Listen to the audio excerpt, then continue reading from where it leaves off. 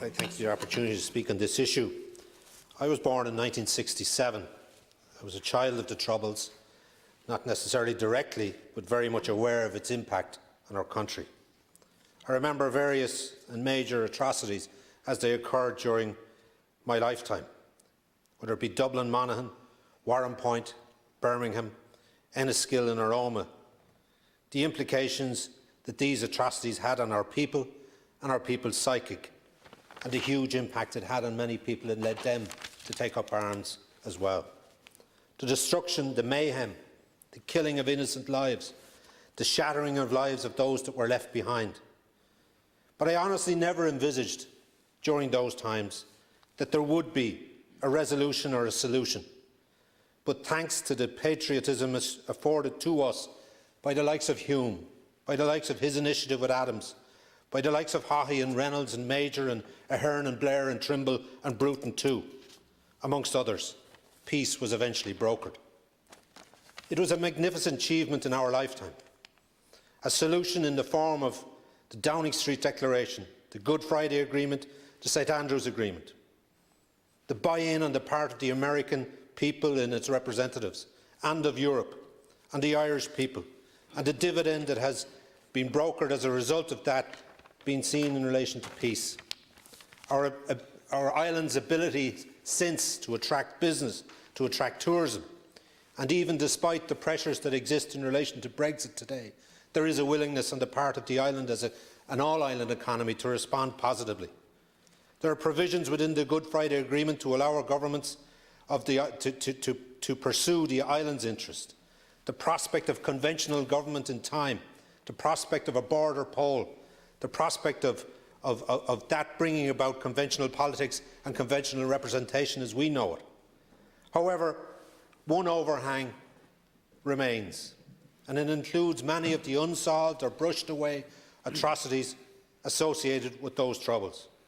Whether it's Martin Finucane, whether it's Paul Quinn, whether it's the McAnespies in Auchnacloy or Robert McCartney in a Belfast pub, not to mention the disappeared. Last night's programme too highlighted another atrocity, another impact on lives of innocents, on the lives of townsmen of my own and townspeople of my own.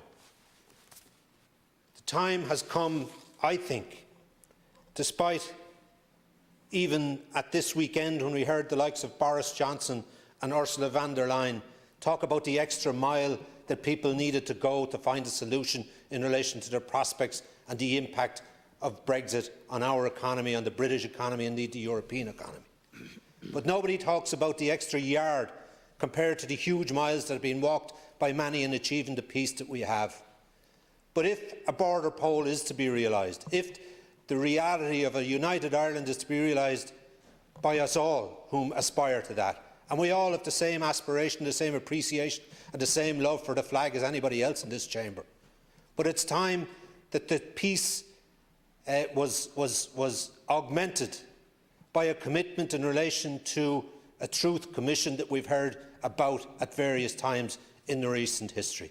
Thank you, Deputy. And until such time as the British forces and those who were responsible on our side of the argument too can begin to give a realistic commitment in relation to acknowledging the part that they played in these atrocities and allow people like the parents of Paddy Stanley and his siblings that remain, and the family of the O'Reilly lady who was killed at that time too, and many more like them throughout the country, that their death, unfortunately, when you talk about the extra mile, and I think of the mile that they had to walk from the church to the graveyard, not once only when those that were the result of that atrocity, but their parents who have died since and made that journey too. Right. And they didn't afford the appreciation that this government should afford in order to ensure that the sort of reconciliation and commission and truth that is necessary to bring a finality to the Troubles is part of the process, and it needs to be part of the process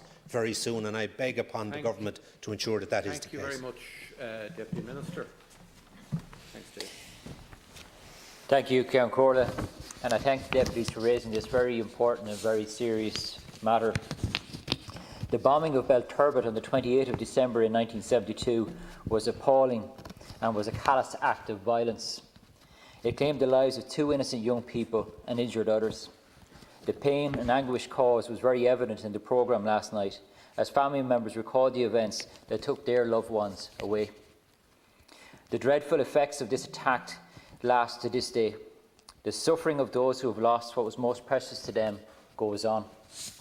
That the perpetrators of this atrocity have never been held accountable for their crimes can only compound that sense of loss. My deepest sympathies go out to the bereaved and injured, and it is my firm desire that the perpetrators will face justice and the families find the answers that they seek. I know the deputies and the entire House share this sentiment. As the deputies will be aware, the Garda authorities have previously advised that the bombing and the murders were comprehensively investigated by An Garda Síochána at the time. The Defence Forces provided expert assistance, and the investigation involved close liaison with the authorities in Northern Ireland. Despite every avenue of inquiry being pursued at the time, there was insufficient evidence to bring the perpetrators of this crime to justice. The investigation into the bombing and the 2 murders has not been closed, and An Garda Síochána will pursue any new evidence or information that is made available. They would, of course, work in close cooperation with the PSNI where that could advance the investigation. Following the debate in this House in September, Minister McEntee arranged for a copy of the academic article referred to by Deputy Smith, which concerned inter alia the Belturbet bombing and information on a potential suspect, to be forwarded to the Garda authorities for their attention. The Minister has also requested an update from the Garda authorities on the investigation into this matter. Most importantly, I appeal for anybody with any information that may be relevant to this case, even after nearly 50 years, to bring it to the attention of the Garda authorities to aid their investigation. Thank you, Count Corlin, and I thank the Minister for his response, and as Deputy Smith has alluded to, for reference to the report that he sought acknowledgement of and a commitment on the part of the Government to further explore and to raise with the British Government in relation to our aspirations for the truth to emanate from such hard work on the part of many, not least the O'Reilly and the Stanley families. But I say to you again, Count Corlin, and to the Minister and to the House, the McConvilles, the Stacks in Laois, the Finucans, and in this case the Stanleys and the O'Reillys deserve at this stage some form of resolution. They deserve a process. They deserve the further advancement of the magnificent peace we've achieved by putting in place a forum, a mechanism, a resolution to resolve many of the outstanding issues for which these families have had no success. And while we reap the rewards of peace, and while we acknowledge the potential of peace, and while we aspire to the aspirations that may be within the agreements that have been reached by previous governments, there is undoubtedly many who have lost.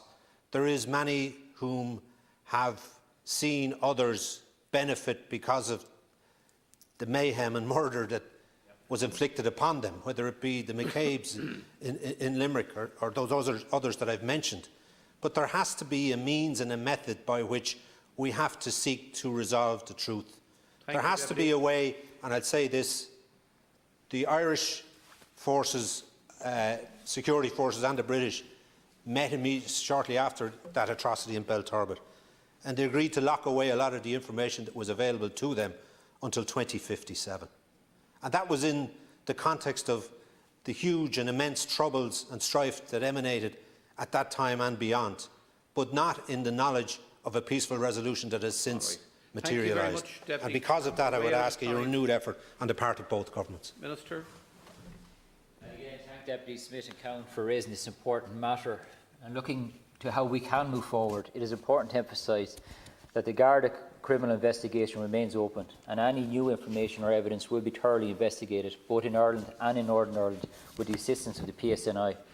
As I have mentioned, the Minister has also sought an update in relation to this case. There is a commitment in the programme for government to work with the UK government and the political parties in Northern Ireland to address the legacy of the Troubles through the implementation of the Stormont House Agreement framework. Officials in my department and in the Department of Foreign Affairs are actively working on this commitment. Indeed, as a subject of the Barron report, the Belturbet bombing is included in the remit of the all-party motions calling on the UK Government to provide access to original documents. The Government is committed to actively pursuing the implementation of these all-party Dáil motions and has consistently raised the issue with the British Government. Most recently, the Minister for Foreign Affairs raised the need for progress on this issue directly with Secretary of State Lewis when they met in Belfast in October. And as Deputy Smith rightly pointed out, the Taoiseach this morning stated that he would pursue the matter with the British and Northern Irish authorities, recognising that the O'Reilly and Stanley families do need closure, do need to obtain the truth, and as Deputy Smith said, it is never too late. Thank you.